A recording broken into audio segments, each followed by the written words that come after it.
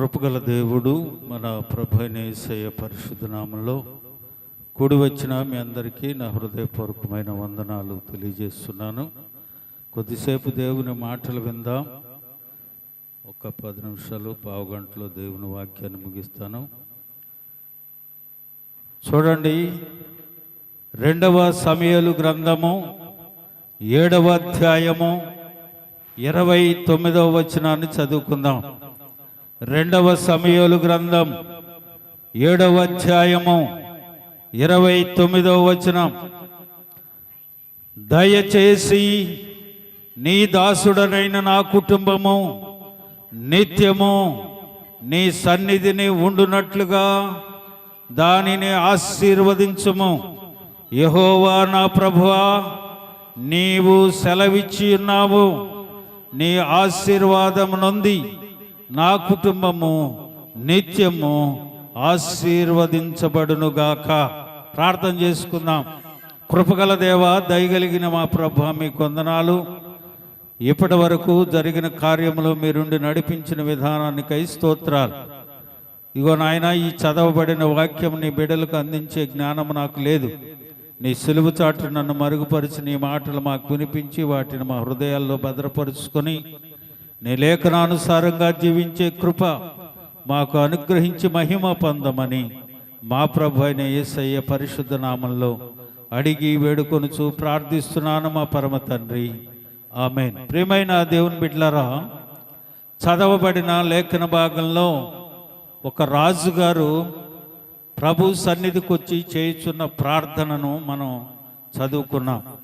ఒక రాజుగారు ఎలాగునో ప్రార్థన చేయాలనంటే, అయ్యా, నీవు నాకు అప్పగించిన రాజ్యాన్ని విస్తరింపజేయి, చుట్టుపక్కల ఉన్న రాజ్యాలను నాకు అప్పగించు, ఇంకా విస్తరణ కలుగు చేయి, నా తర్వాత నా బిడ్డలను రాజులుగా చెయ్యని ప్రార్థించాలి.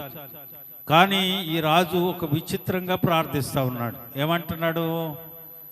నీ దాసుడనైనా నా కుటుంబము నిత్యము నీ సన్నిధిలో ఉండేటట్లు దాన్ని ఆశీర్వదించమని. హల్లెలూయా.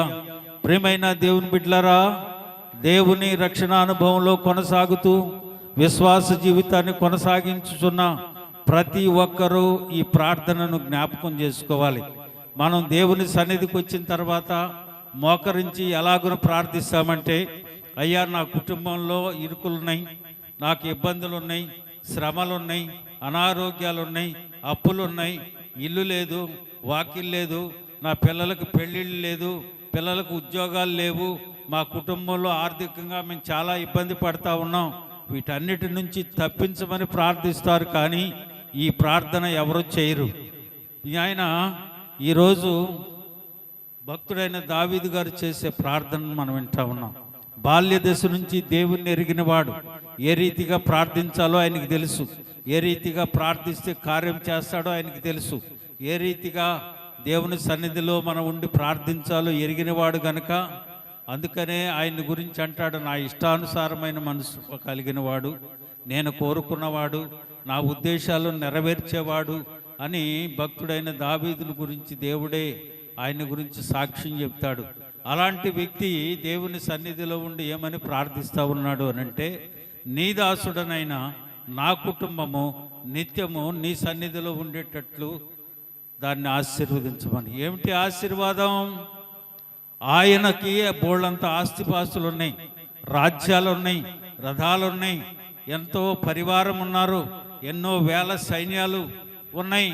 అయినప్పటికీ ఆయన కోరుకునేదల్లా ఒకటే, నా కుటుంబము నీ సన్నిధిలో ఉండాలి. హల్లెలూయా.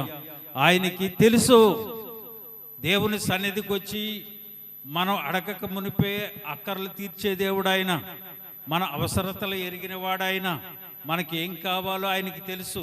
అందుకని యేసు ప్రభు వారు ఈ భూలోకంలో ఉండి సువార్తను ప్రకటించేటప్పుడు, అయ్యా, మీరు నా నీతిని రాజ్యాన్ని మీరు వెతకండి, మీకేం కావాలో అప్పుడు నాకు తెలుసు, మొదటిగా మీరు వెతకాల్సింది నా రాజ్యాన్ని నీతిని అని అంటాడు. ఈయన అంటా ఉన్నాడు, నా కుటుంబము నిత్యము నీ సన్నిధిలోనే ఉండాలి. ప్రియమైన దేవుని బిడ్డలారా, ఎప్పుడైనా ఈ రీతిగా నువ్వు ప్రార్థించినట్లు నీకు గుర్తుందా? అసలు ఎప్పుడైనా, నాయా, నా అప్పుల సంగతి పక్కన పెట్టు, నా రోగాల సంగతి పక్కన పెట్టు, పిల్లలకి ఉద్యోగాల సంగతి పక్కన పెట్టు, ఆర్థిక ఇబ్బందులను బట్టి పక్కన పెట్టు, శ్రమాలను అనుభవం నుంచి పక్కన పెట్టు. కానీ మేము నీ సన్నిధిలో ఉంటే అన్ని నువ్వు సమకూరుస్తావన్న సంగతి ఆయనకి తెలుసు కనుక నా కుటుంబం నిత్యం నీ సన్నిధిలో ఉండాలి. హల్లెలూయా. ఆ రీతిగా మనం ప్రార్థించడం నేర్చుకోవాలి. అందుకనే ఆయన దావీదు సుబుద్ధి కలిగి ప్రవర్తించగా అన్ని విషయంలో దావీదును దేవుడు ఆశీర్వదించాడు, కాపాడాడు అని దేవుని వాక్యం సెలవిస్తూ ఉంది. హల్లెలూయా. ప్రియమైన దేవుని బిడ్డలారా, ఈరోజు దేవుని వాక్యాన్ని వింటున్న నీవు ఏ రీతిగా నువ్వు ప్రార్థిస్తూ ఉన్నావు? ఆశీర్వాదాలు అనుకుంటే మనం ఏమనుకుంటారంటే మంచి బిల్డింగ్లో ఉంటాం, పట్టు పరుపుల మీద పడుకోబెట్టుకుంటాం, మంచి ఉద్యోగాలు కలిగి ఉండటం, మంచి బ్యాంక్ బ్యాలెన్స్ కలిగి ఉంటాం, మంచిగా మనం ఉన్నప్పుడు అంతా అనుకుంటుంటారు కదా. ఇదిగో వారిని చూడండి, దేవుడు ఏ రీతిగా ఆశీర్వదించాడో అని అంటుంటారు. కానీ ఆశీర్వాదం అంటే ఐశ్వర్యం కాదు, ఆశీర్వాదం అంటే ఉద్యోగం కాదు, ఆశీర్వాదం అంటే ఆరోగ్యము కలుగు చేయటం కాదు. కానీ దేవుడు అంటా ఉన్నాడు కదా, కొన్ని మాటలు మనం నేర్చుకోవాలి. ఆశీర్వాదం అంటే ఏంటి, దేవుడు ఏ రీతిగా ఆశీర్వదిస్తాడు, ఏ రీతిగా ఉంటే మనల్ని దేవుడు ఆశీర్వదిస్తాడో కొన్ని మాటలు మీకు తెలియజేస్తాను. అసలు దేవుడు చూడండి, అసలు దేవుడు మొట్టమొదటిగా సృష్టిని సృష్టించిన తర్వాత ఎవరిని ఆశీర్వదించాడు తెలుసా? మీకు తెలుసా ఎవరిని ఆశీర్వదించాడు? చూడండి, ఆదికాండ గ్రంథం 1వ అధ్యాయం 22వ వచనం చదవండి త్వరగా. ఆదికాండ గ్రంథము 1వ అధ్యాయము 22వ వచనం. దేవుడు మీరు ఫలించి అభివృద్ధి పొంది సముద్రములో నిండియుండుడి అనియు, పక్షులు భూమి మీద విస్తరించునుగాక అనియు వాటిని ఆశీర్వదించను. హల్లెలూయా చెప్పండి, హల్లెలూయా. సముద్రములోని జీవరాశులను ఆశీర్వదించాడు, ఆకాశ పక్షులను ఆశీర్వదించాడు. ఆశీర్వాదం అంటే ఆకాశ పక్షులకి ఎందుకు? వాటికి ఉద్యోగాలు కావాలా, బ్యాంక్ బ్యాలెన్సులు కావాలా, లేకపోతే ఇంకేమైనా కావాలా? సముద్రంలోని జలసర రాశులు జీవరాశులను ఆశీర్వదించాడు దేవుడు. ప్రేమైన దేవుని బిడ్డలారా, వాటికి ఆశీర్వాదం ఎందుకు కావాలి? వీటి విస్తరించి నేను సృష్టించిన నా రూపంలో సృష్టించుకున్న మనుషులకు మీరు ఉపయోగపడాలి కనుక మీరు విస్తరించండి అని వాటిని ఆశీర్వదించాడు. రెండవదిగా దేవుడు ఎవరిని ఆశీర్వదించాడో తెలుసా? చూడండి, 1వ అధ్యాయం 28వ వచనం. తన పోలికలో మానవుని నిర్మించుకున్నాడు దేవుడు, ఆయన ఆశీర్వదించను.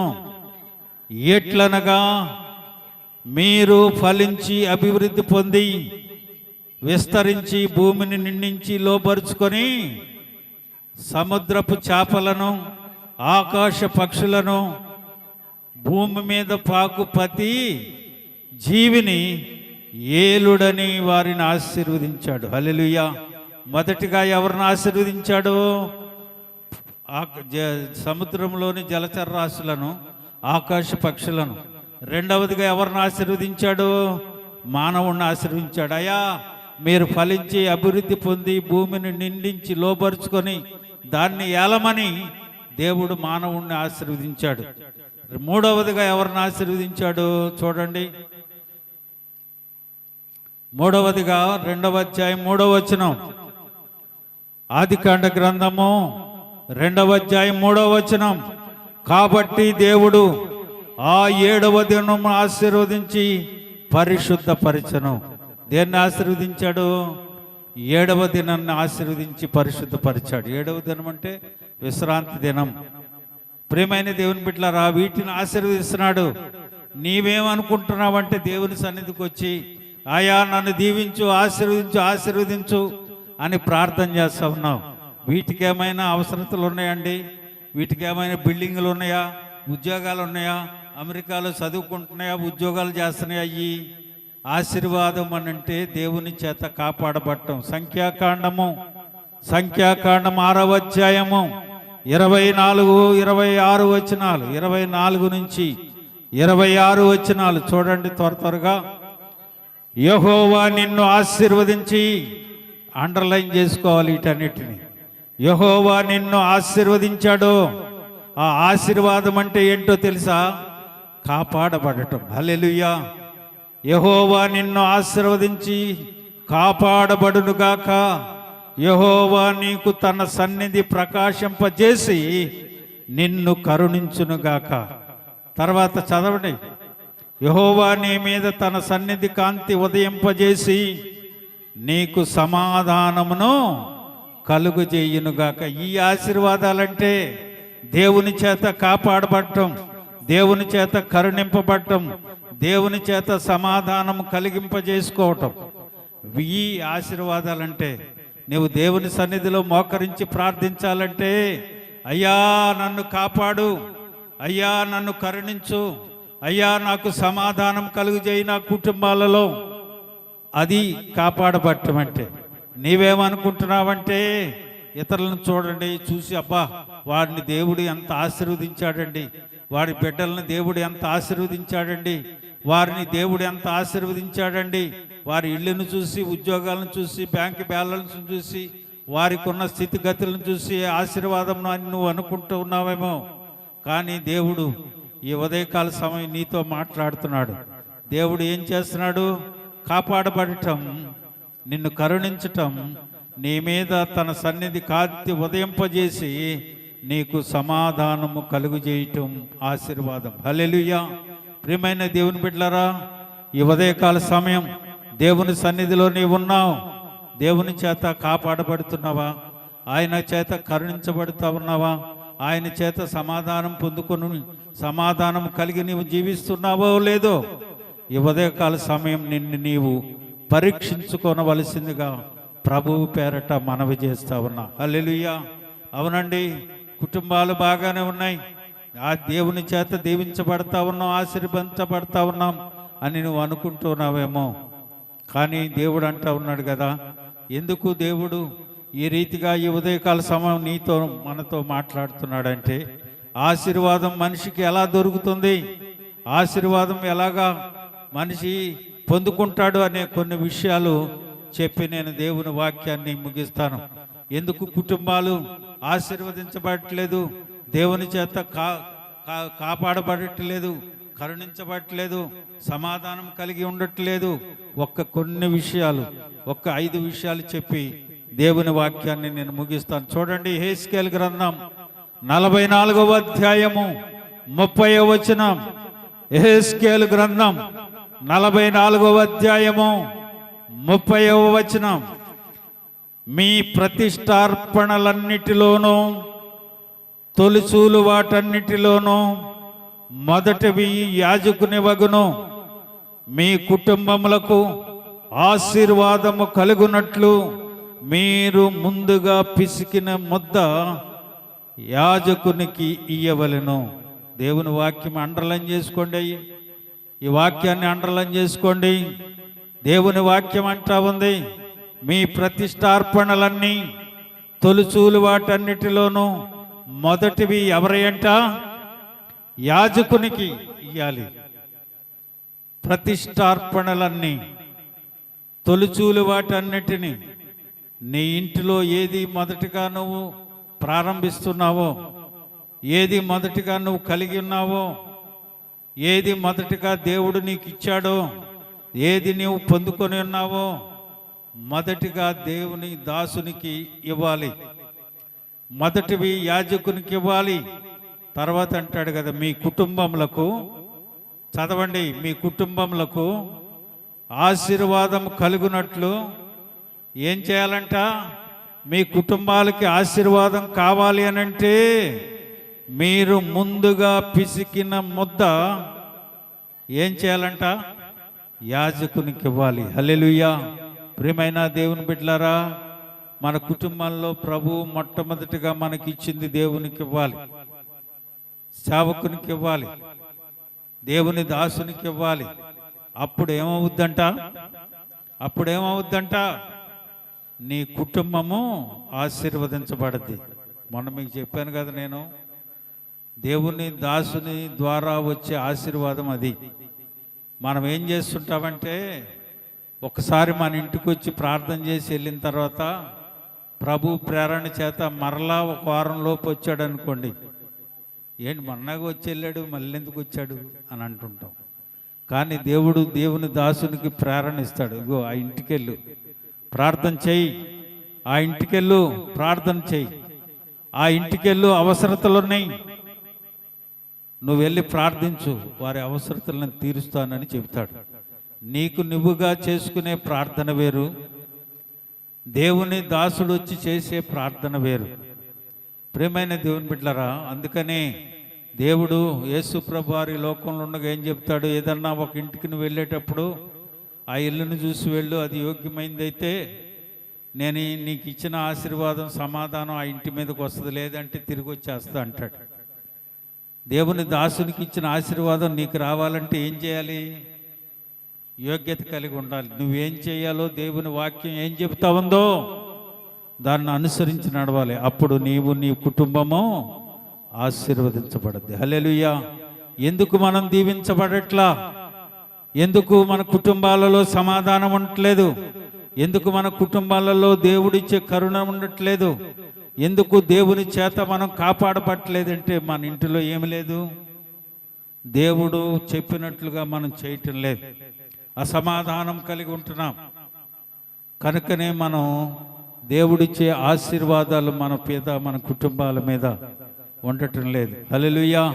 ప్రియమైన దేవుని బిడ్డలారా, దేవుని సేవకునికి ఇవ్వాల్సింది ఇవ్వాలి, నీ కుటుంబం దీవించబడద్దు. రెండవదిగా చూడండి, గలతీ పత్రిక 3వ అధ్యాయము 9వ వచనం. గలతీ పత్రిక 3వ అధ్యాయము 9వ వచనం.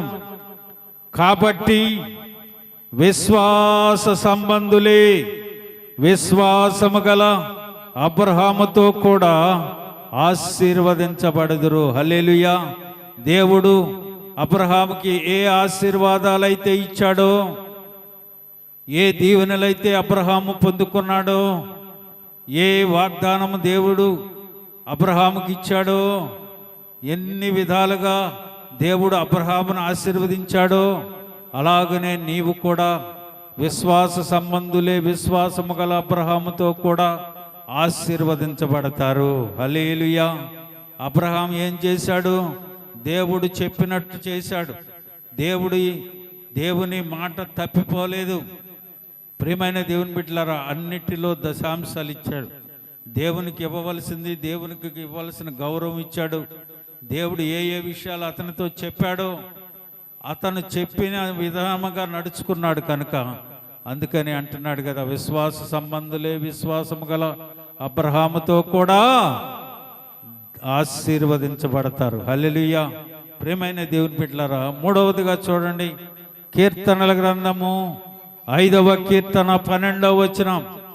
కీర్తనల గ్రంథము 5వ కీర్తన 12వ వచనం. యెహోవా నీతిమంతులను ఆశీర్వదించువాడవు నీవే, కేడముతో కప్పినట్లు నీవు వారిని దయతో కప్పెదవు. కావున నీ నామమును ప్రేమించువారు నిన్ను గూర్చి ఉల్లసింతురు. హల్లెలూయా. ప్రియమైన దేవుని బిడ్డలారా, నీతిమంతులను దేవుడు ఆశీర్వదిస్తాడు. అన్ని విషయాలలో నీతి కలిగి ప్రవర్తించాలి. అన్ని విషయాలలో నీతి కలిగినట్లుగానే ఉండాలి. కుటుంబంలో దేవుని మందిరంలో ఒకలాగా, కుటుంబంలో ఒకలాగా ఉండటానికి వీల్లేదు. ప్రియమైన దేవుని బిడ్డలారా, నీతిని అనుసరించి నడవట్ల. దేవుడు ఏం చెప్పాడో వాటిని అనుసరించి నడవట్లేదు. మన కుటుంబాలలో సమాధానం ఎందుకు దొరకట్లేదు? ఎందుకు దేవుడు మన కుటుంబాలకు సమాధానం కలుగజేయట్లేదు? కుటుంబాలలో రక్షణ పొందవలసిన వారిని ఇన్ని సంవత్సరాలుగా మనం ప్రార్థిస్తున్నా ఎందుకు కార్యము జరిగించట్లేదు? నీతిని అనుసరించి నడవట్లేదు. ఇక్కడ వచ్చినట్టు ఇక్కడ ఉంటున్నావు, ఇంటికి వెళ్ళిన తర్వాత నీ ఇష్టానుసారంగా జీవిస్తూ ఉన్నావు. ప్రియమైన దేవుని బిడ్డలారా, దేవుని యొక్క లేఖనాలు ఈరోజు నీతో మాట్లాడుతున్నాయి. స్పష్టంగా దేవుడు నీతో మాట్లాడుతున్నాడు.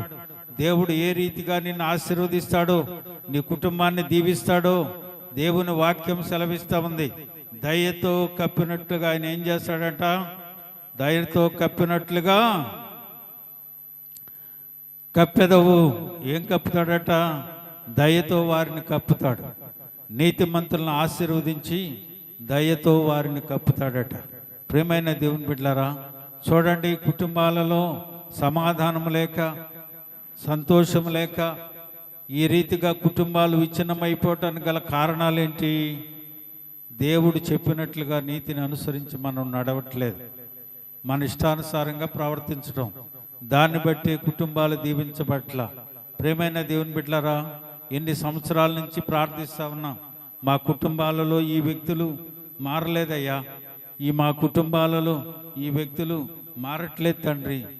ఎన్ని రోజుల నుంచి, ఎన్ని సంవత్సరాల నుంచి మేము ప్రార్థిస్తున్నప్పటికీ ఎందుకు వారు మారట్లేదు అని అంటే, ప్రియమైన దేవుని బిడ్డలారా, మనం నీతిని అనుసరించి నడవట్లేదు, నమ్మకంగా ప్రవర్తించట్లేదు, ఆయన చెప్పినట్లు చేయట్లా. ఒక దేవుని దాసుడు తనకి 5 స్నేహితులు ఉన్నాడట. 5 స్నేహితులు రక్షణ పొందల. ఈయన వారితో సహవాసం చేస్తూ, అయ్యా నేనేమో పరిచర్య చేస్తా ఉన్నాను, నా స్నేహితులేమో మారు మనసు పొందని వ్యక్తులు అయ్యా అని దేవుని సన్నిధిలో మోకరించి ప్రార్థించటం మొదలుపెట్టాడు. ఒక 5 సంవత్సరాలు అయిన తర్వాత ఒక వ్యక్తి రక్షించబడ్డాడట. 10 సంవత్సరాలు అయిన తర్వాత ఇంకొక 2 రక్షించబడ్డారట. 25 సంవత్సరాలు అయిన తర్వాత ఒక వ్యక్తి రక్షించబడ్డాడట. 4 అయితే రక్షించబడ్డారు, కానీ ఒక వ్యక్తి మాత్రం రక్షించబడలా. ఈయన జరిగే విషయాలన్నీ డైరీలో రాసుకుంటున్నాడు. ఇదిగో పలానప్పుడు 5 సంవత్సరాలకు ఒకడు రక్షణ పొందాడు, 10 సంవత్సరాలకు ఒకడు రక్షణ పొందాడు, 25 సంవత్సరాలకు ఒకడు రక్షణ పొందాడు, ఇంకొకడు మారవలసి ఉంది. ప్రభా, నా జీవితకాలం అంతా నా స్నేహితుని గురించి ప్రార్థిస్తున్నాను, కానీ వాడు మారట్లేదయ్యా అని తను 52వ సంవత్సరంలో మరణించాడు. మరణించిన తర్వాత సేవకుడు వచ్చి భూస్థాపన కార్యక్రమంలో జరిగేటప్పుడు ఆ డైరీ తీసుకొచ్చి తన భార్య ఆ సేవకుని చేతిలో పెట్టింది. అయ్యా, తన స్నేహితులను గురించి ఈయన చాలా ప్రయాసపడ్డాడు, ఒక వ్యక్తి మాత్రం మారలేదు, దాని గురించి ఈయన చాలా హృదయ వేదన చెందుతున్నాడు అని చెప్పినప్పుడు ఆ సమాధి దగ్గర ఉండి దైవజనుడు ఈ విషయాలను అందరికీ ప్రసంగంలో చెబుతున్నాడంట. ఆ 5వ వ్యక్తి విని, అయ్యో నా స్నేహితుడు నా కొరకు ఇంతకాలం నుంచి ప్రార్థిస్తున్నాడా, అయ్యా ప్రభా, పాపినైన నన్ను కరుణించు అని ఆ సమాధి తోటలో అక్కడ రక్షణ పొందాడట ఆయన. హల్లెలూయా. ప్రియమైన దేవుని బిడ్డలారా, మనము బ్రతుకుతా ఉన్నాం, మనము జీవిస్తూ ఉన్నాం. సచ్చాడ్రా వీడు, సచ్చింద్రా ఇవి అని అనుకుంటున్నావేమో. నీ చావు కూడా ఒక రక్షణకు కారణం కావాలి. ప్రియమైన దేవుని బిడ్డలారా, ఎన్ని సంవత్సరాల నుంచి నువ్వు ప్రార్థిస్తూ ఉన్నావేమో, ఎన్నో సంవత్సరాల నుంచి దేవుని సన్నిధిలో ఈ కార్యం జరగాలి, నా కుటుంబంలో ఈ సమాధానం కలగాలి, నీ చేత మేము కాపాడబడాలి. భక్తుడు అంటూ ఉన్నాడు, నేను నా కుటుంబము నిత్యము నీ సన్నిధిలో ఉండాలయ్యా, అలాగున నా కుటుంబాన్ని దీవించి ఆశీర్వదించమని ప్రార్థిస్తూ ఉన్నాడు. ప్రియమైన దేవుని బిడ్డలారా, 4వదిగా చూడండి, 29వ కీర్తన 11వ వచనం. 29వ కీర్తన 11వ వచనం. యెహోవా తన ప్రజలకు బలమును అనుగ్రహించును, యెహోవా తన ప్రజలకు సమాధానము కలుగజేసి వారిని ఆశీర్వదించను. ఎవరిని ఆశీర్వదిస్తాడు? ఎవరిని ఆశీర్వదిస్తాడండి? తన ప్రజలకు. తన ప్రజలకు. తన ప్రజలుగా నీవు ఉన్నావో లేదు, ఈ ఉదయకాల సమయం నీ హృదయ పరిశీలన చేసుకో. నిన్ను ఆశీర్వదించి ఏం చేస్తాడట? నీకు ఏం చేస్తాడట? సమాధానమును కలుగు చేస్తాడు. హల్లెలూయా. ప్రియమైన దేవుని బిడ్డలారా, రాసుకో, ప్రార్థించు. ఈ రకంగా నేను ప్రార్థించాలి, ఈ రకంగా దేవుని సన్నిధిలో నేను ప్రార్థించాలి. మోకరించి ప్రార్థించు, ప్రభు కార్యం చేస్తాడు తప్పకుండా. హల్లెలూయా. చివరగా చూడండి, నిర్గమాకాండము 20వ అధ్యాయము 24వ వచనం. నిర్గమాకాండము 20వ అధ్యాయము 24వ వచనం. నేను 20వ అధ్యాయము 24వ వచనం. నేను నా నామమును జ్ఞాపకార్థముగా ఉంచు ప్రతి స్థలములోనూ నీ యొద్దకు వచ్చి నిన్ను ఆశీర్వదించను. హల్లెలూయా చెప్పండి అందరూ, హల్లెలూయా. ఎక్కడికి వస్తాడంట? నువ్వేమే వెళ్ళవసరలా, నా నామము జ్ఞాపకార్థముగా ఉండు ప్రతి స్థలములో నేను వచ్చి నిన్ను ఆశీర్వదిస్తాను. ఆయనే వస్తాడట నీ దగ్గరికి. కాబట్టి నువ్వేం చేయాలి? ఆయన నామము జ్ఞాపకార్థముగా ఉండే స్థలం, ఎక్కడ ఇద్దరు ముగ్గురు కూడి నా నామమున ప్రార్థిస్తారో అక్కడ నేను ఉంటానన్నాడు దేవుడు. హల్లెలూయా. ప్రియమైన దేవుని బిడ్డలారా, ఈ ఉదయకాల సమయం దేవుడు నీతో మాట్లాడుతూ ఉన్నాడు. ఏమంటా ఉన్నాడు? ఏమంటున్నాడు చెప్పండి? నా నామము జ్ఞాపకార్థముగా ఉండే స్థలంలో వచ్చి నిన్ను ఆశీర్వదిస్తా. మొదటిగా ఆయన ఏం చెప్పాడు? దేవునికి ఇవ్వవలసినవి ఇస్తే నిన్ను ఆశీర్వదిస్తానని చెప్పాడు. రెండవది ఏం చెప్పాడు? చెప్పండి? విశ్వాస సంబంధులే విశ్వాసము గల అబ్రహాముతో కూడా ఆశీర్వదించబడతాడు. మూడవది ఏం చెప్పారు? నీతిమంతులను ఆశీర్వదిస్తా అన్నాడు. నాలుగవది ఏం చేశాడు? తన ప్రజలను ఆశీర్వదిస్తాడు. ఐదవది, నా నామము జ్ఞాపకార్థముగా ఉండే ప్రతి స్థలంలో నేను వచ్చి నిన్ను ఆశీర్వదిస్తా. అర్థమవుతుందా? ఆశీర్వాదాలు కావాలంటే ఈ రీతిగాను ఉండాలి.